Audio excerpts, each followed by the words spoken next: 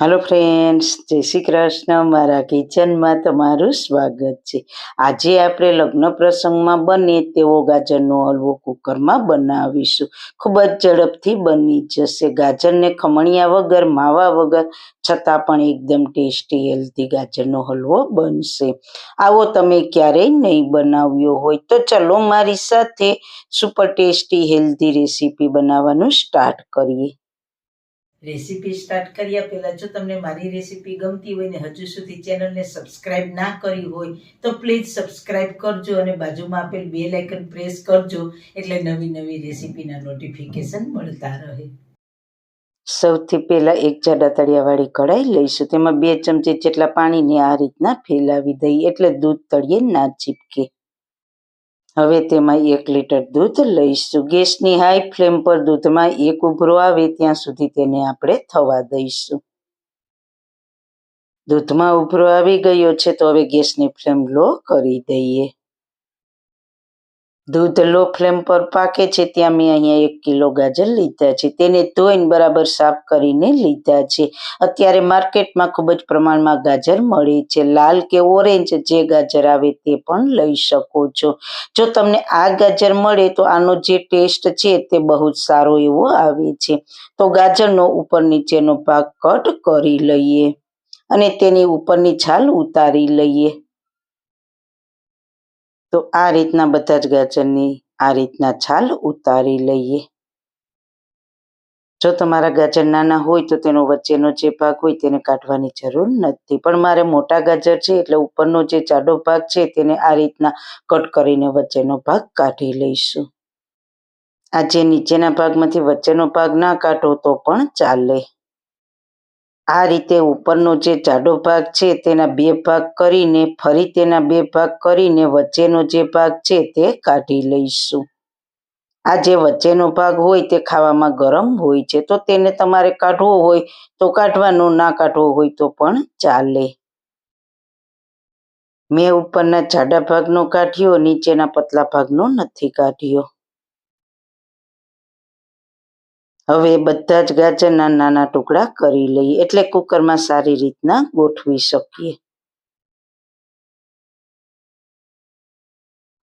તો દૂધને ઉકળતા લગભગ 10 મિનિટ જેવું થયું છે। દૂધ અડધાથી થોડું ઉપર છે। આપણે 1 લીટર દૂધમાંથી ત્રીજા ભાગનું દૂધ રહે ત્યાં સુધી આપણે તેને થવા દેવાનું છે। તો દૂધને બીજા ગેસ પર થવા દેવાનું છે। ત્યાં સુધીમાં ફટાફટ કુકર લઈશું અને તેને હલકું લો ફ્લેમ ઉપર ગરમ થવા દઈશું। હલકું ગરમ થઈ ગયું છે ત્યાં આપણે 2 ટીસ્પૂન ઘી ઉમેરીશું। તેમાં આપણે ગાજરને ઉમેરીને ગાજરને ગેસની મીડિયમ ફ્લેમ પર 4 મિનિટ જેવું સાતળીશું। ઘીમાં ગાજરને સારી રીતના શેકવાના છે। ગાજરમાં પાણીનું પ્રમાણ વધારે માત્રામાં હોય છે એટલે ગાજરને કુકરમાં બાફતી વખતે પાણી નથી ઉમેરવાનું। તમે જોઈ શકો છો ગાજરમાંથી પાણી છૂટવા લાગ્યું છે। હવે કુકરનું ઢાંકણ ઢાંકી દઈશું। તો પાણી કે દૂધ કંઈ જ નથી ઉમેરવાનું। ઢાંકણ ઢાંકીને ગેસની ફ્લેમ એકદમ સ્લો કરીને 2 વિસલ કરી લઈએ। 2 વિસલ થઈ ગઈ છે। હવે પ્રેશર તેની જાતે પૂરું થવા દઈશું। તમે જોઈ શકો છો દૂધના 3 ભાગનું દૂધ બળી ગયું છે, 1 ભાગનું જ રહ્યું છે। ત્યાં કુકરમાં પણ પ્રેશર પૂરું થઈ ગયું છે। ગાજર પણ સરસ એવા સોફ્ટ થઈ ગયા છે। ગાજરમાં જ પાણીનો ભાગ હોય એટલે ગાજર કુકરમાં તળિયે બિલકુલ ચીપક્યા નથી। હવે ગેસની ફ્લેમ મીડિયમ કરીને આપણે જે દૂધ સાઈડમાં ઉકાળ્યું હતું તે ગાજરમાં ઉમેરી દઈએ। સાઈડમાં જે મલાઈ હોય તેને પણ કાઢીને ઉમેરી દેવી એટલે માવો પણ ઉમેરવાની જરૂર નહીં પડે। હવે ગાજર અને દૂધને સારી રીતના મિક્સ કરી દઈએ। ગાજર સરસ સોફ્ટ થઈ ગયા છે। આ રીતે ચમચાનો પાછળનો ભાગ હોય કે મેશરથી મેશ કરો તો પણ ચાલે। ગેસની ફ્લેમ મીડિયમ ટુ હાઈ રાખવાની અને ચમચાની મદદથી આ રીતે મેશ કરતા જઈશું અને તેને ઉકળવા દઈશું. જેમ તમે મેશ કરશો તેમ ગાજર મેશ થતા જશે. લગભગ 6-1 મિનિટ આ રીતના મેશ કર્યું. તમે જોઈ શકો છો એકદમ પરફેક્ટ તમે ખમણીને હલવો બનાવો તેવો જ તૈયાર થશે અને આપણે જે દૂધ ઉમેર્યું છે તે માવા જેવું પણ થઈ ગયું છે. હજુ આમાં પાણી અને દૂધનો ભાગ છે તો 5 મિનિટ જેવું હજુ હાઈ ફ્લેમ પર ચલાવતા રહીશું.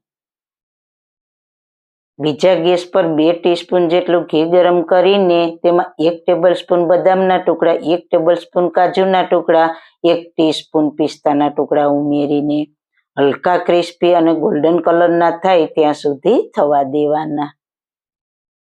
હલવો તૈયાર થાય એટલે 1 ટીસ્પૂન જેટલું ઘી ઉમેરવાનું હોય છે, પણ હું થોડા ડ્રાય ફ્રૂટ ઘીમાં સાતળીને તે ઘી ઉમેરી દઈશ. ડ્રાય ફ્રૂટ ક્રિસ્પી થઈ ગયા છે. હવે 5 મિનિટ થઈ ગઈ છે. તમે જોઈ શકો છો બિલકુલ મોઇશ્ચર નથી રહ્યું. એકદમ પરફેક્ટ ગાજરનો હલવો તૈયાર થઈ ગયો છે. હવે આપણે જે ઘીમાં ડ્રાય ફ્રૂટ સાતળ્યા છે તે ઘી સહિત ડ્રાય ફ્રૂટ ઉમેરી દઈશું એટલે કલર પણ સરસ આવશે. હવે એકદમ પરફેક્ટ ગાજરનો હલવો ડ્રાય થાય પછી તેમાં ખાંડ ઉમેરવાની છે. હલવો સરસ ડ્રાય થઈ ગયો છે તો ખાંડ અડધા કપથી ઓછી નાખીશું. આ ગાજર બહુ જ ગળ્યા હોય છે એટલે ગળ પણ વધી ના જાય તેનું ધ્યાન રાખીને ખાંડ ઉમેરવાની. સારી રીતના મિક્સ કરીશું. ફરી તેને 5-1 મિનિટ જેવું આ રીતે તેને હલાવીશું એટલે 5 મિનિટ પછી હલવો તૈયાર થઈ જશે. તમે જોઈ શકો છો એકદમ સરસ ગાજરનો હલવો તૈયાર થઈ ગયો છે. તો આપણે ગાજરને ખમણ્યા વગર એકદમ સરસ લગ્ન પ્રસંગમાં હોય તેવો છે ને બાકી હલવો. હલવાને ફ્લેવરફુલ બનાવવા માટે અડધી ચમચી ઇલાયચી પાવડર, તમારે જાયફળનો પાવડર ઉમેરવો હોય તો તે પણ ઉમેરી શકો છો. સારી રીતના મિક્સ કરીશું. ખાંડની જગ્યાએ તમે ગોળનો ઉપયોગ પણ કરી શકો છો. ગોળ લ્યો તો તેને પણ અડધા કપથી થોડો ઓછો જ લેવાનો. તો આ રીતે તમે ગોળ કે ખાંડમાં હલવો બનાવવાની જરૂર એકવાર ટ્રાય કરજો. પહેલા મેં ગોળના અડદિયાની રેસીપી પણ મારી ચેનલ પર શેર કરેલ છે. તેની લિંક ડિસ્ક્રિપ્શન બોક્સમાં મૂકેલી છે. આ હલવાને બનાવીને 3 થી 4 દિવસ ફ્રીજમાં રાખી શકો છો અને જ્યારે સર્વ કરવો હોય ત્યારે ગરમ કરીને સર્વ કરી શકો છો. તો સારું ખાઓ, ખુશ રહો. આવી સરસ રેસીપી જોવા માટે તમારો ખૂબ ખૂબ આભાર.